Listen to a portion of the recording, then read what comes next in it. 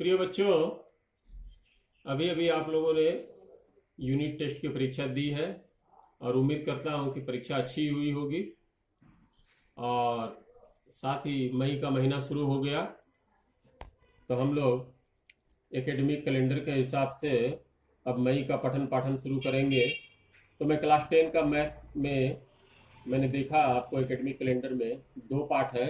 एक तो quadratic equation है और दूसरा पार्ट आपको नौवां है, सम एप्लीकेशन ऑफ ट्रिग्नोमेट्री। तो हम लोग क्या करेंगे, आज नौवां पार्ट लेकर मैं उपस्थित हुआ हूँ, सम एप्लीकेशंस ऑफ ट्रिग्नोमेट्री। तो बच्चों ये जान लो, ये जो सम एप्लीकेशंस ऑफ ट्रिग्नोमेट्री है, एप्लीकेशन का मतलब तो समझते ही हो आप लोग, उसका अर्थ होता है प्रयोग। तो यहाँ पर प्रयोग मतलब हम लोग करेंगे, बेसिकली ये जो प्रयोग हम लोग करेंगे वो है to find height and distance. मैंने किसी वस्तु की ऊंचाई निकालना या किसी वस्तु की दूरी निकालना, यही दो चीज इसमें समाहित है और इन दोनों के बारे में ही हम लोग वर्णन करेंगे। परंतु किसी भी पाठ को पढ़ने के से पहले कुछ बेसिक्स जानना बहुत जरूरी है।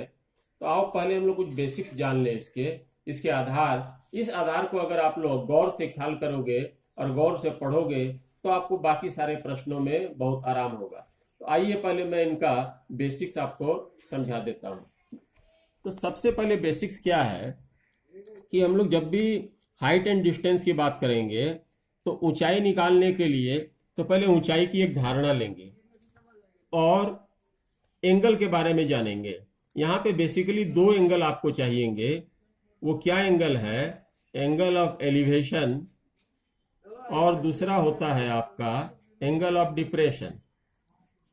तो ये दोनों एंगल्स है, इसके बारे में हम लोग धारणा कैसे करेंगे। देखिए, मान लीजिए ये एक बिल्डिंग है, ये एक बिल्डिंग है आपकी, ठीक है, जिसकी कुछ एक निर्दिष्ट ऊंचाई है। अब यहां ये आपका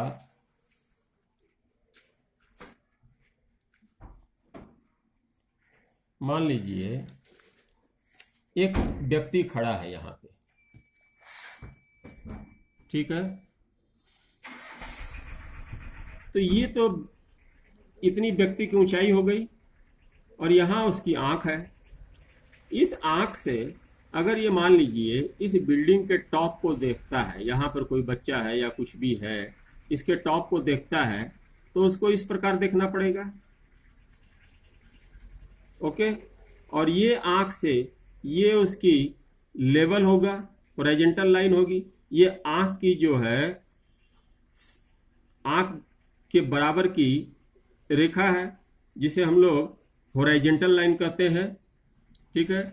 इस हॉरिजॉन्टल लाइन के ये आंख की लेवल के सापेक्ष ये कितना ऊपर देखा, तो इतना ऊपर देखा, ये इसे ही कहते हैं हम लोग angle of elevation, angle of elevation, ठीक है।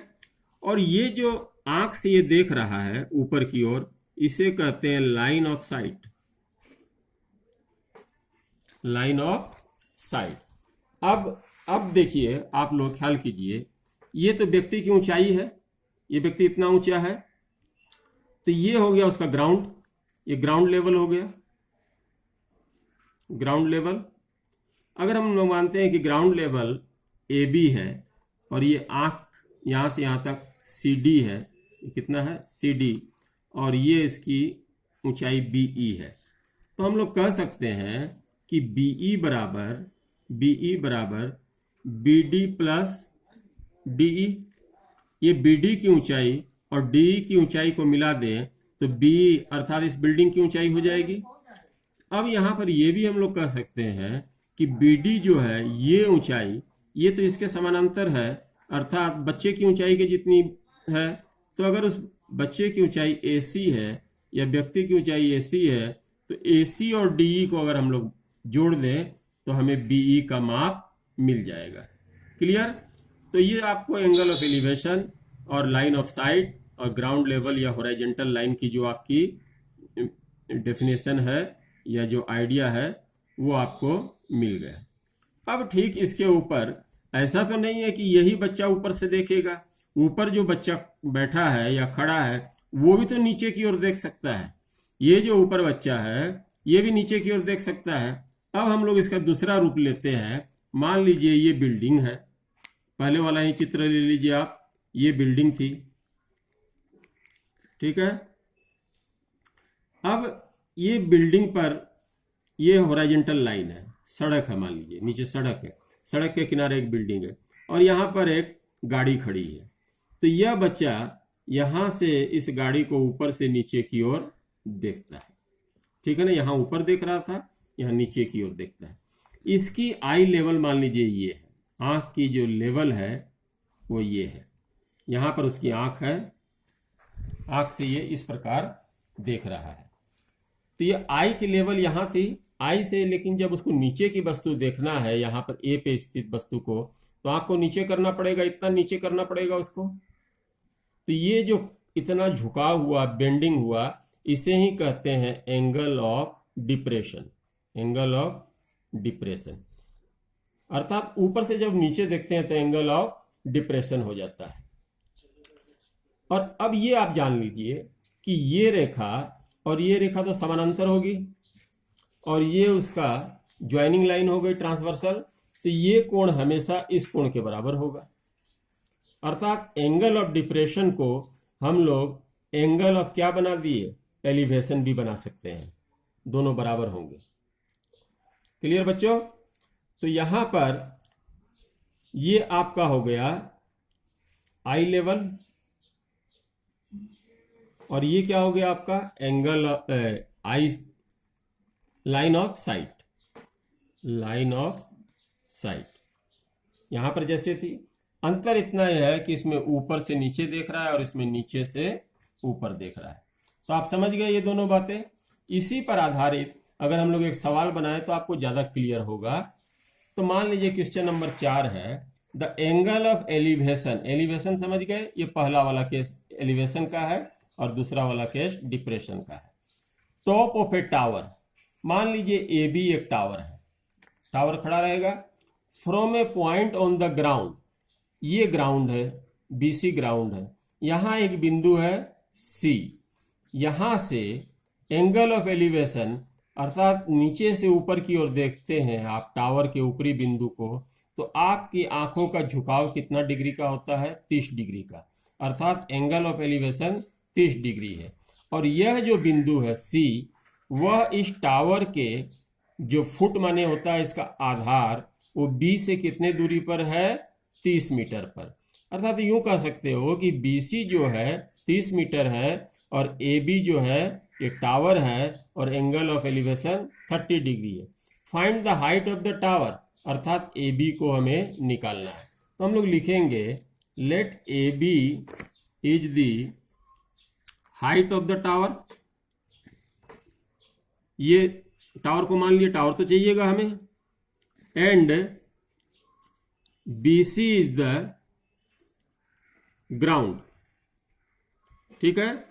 Angle A C B equal to 30 degree, यही एंगल ऑफ एलिवेशन हो गया। B C equal to 30 metre. To find, क्या निकालना है हमें, ए बी। समझ में आ गया होगा। ये टावर है, angle of elevation 30 degree, ground, और ये 30 मीटर की दूर पर ये बिंदु है। क्योंकि आप यहां से तो ऊपर देख नहीं सकते हैं, आपको तो कोई एक एंगल पर ही देखना पड़ेगा। तो अब देखिए हम लोग को ए बी निकालना है। तो अगर हम लोग इस कोण के सापेक्ष 30 डिग्री के सापेक्ष लें तो यह बेस हो गया और ये परपेंडिकुलर हो गया। क्लियर? तो परपेंडिकुलर और बेस, आपको ये दो के अनुपात को आपको ख्याल करना है, अर्थात पी और बी का। तो पी और बी का अनुपात आपका tan में आता है या कोट में। तो in right triangle A B C, तो हम लोग जनरली tan और कोट दोनों में आता है तो tan ही लेंगे। tan 30 डिग्री, tan 30 डिग्री ले लिए। क्यों लिए समझ में आ गया? क्यों कि आपको ए बी निकालना है और बी सी दिया हुआ है, अर्थात परपेंडिकुलर और बेस। परपेंडिकुलर और बेस इन दोनों का अनुपात 10 ही होता है। तो tan 30 degree equal to A B by B C. अब मान रख दीजिए, कुछ नहीं करना है। tan 30 डिग्री का मान आपको याद है 1/√3। ए बी आपको निकालना है, ज्यों का त्यों छोड़ दीजिए। और बी सी का मान कितना दिया है जी यहाँ पे 30, क्रॉस मल्टीप्लाई कर दीजिए। √3AB इक्वल टू 30 और ए बी इक्वल टू 30/√3। अब इसको आपको क्या करना होगा, रेशनलाइज करना होगा। क्लास 9 में था आपका 30/√3। √3 को हटाने के लिए √3 से मल्टीप्लाई कीजिए न्यूमरेटर और डिनोमिनेटर में, तो ये हो गया 30√3 और √3 कितना हो गया जी 3 को 30 से आप कैंसिल कर सकते हैं, तो अल्टीमेटली आ गया 10√3 implies A B equal to 10√3। अब यूनिट क्या चीज में है, मीटर में है, तो मीटर। तो ये आपका क्लियर समझ में आ गया होगा। अब आप यहां पर एक ख्याल कीजिएगा कि ये दिया है इसमें tower from A point on the ground. तो जब ग्राउंड पर दिया है तो ये जो बच्चे की ऊंचाई वाली बात नहीं आएगी, ये चीज को ध्यान रखना है। यहाँ पे 2 प्रकार के प्रश्न होंगे। अगर ग्राउंड से होगा तो ये ड्राइंग होगा, और अगर कोई बच्चे की हाइट के हिसाब से होगा तो इस प्रकार हम लोग इसको ऊपर ले लेंगे। ये ग्राउंड हो गया और उसमें ये इसको प्लस करना पड़ेगा। ठीक है बॉयज, तो आप लोग इसको समझिए और उसके बाद हम नेक्स्ट क्वेश्चन करेंगे। Okay, till then good bye.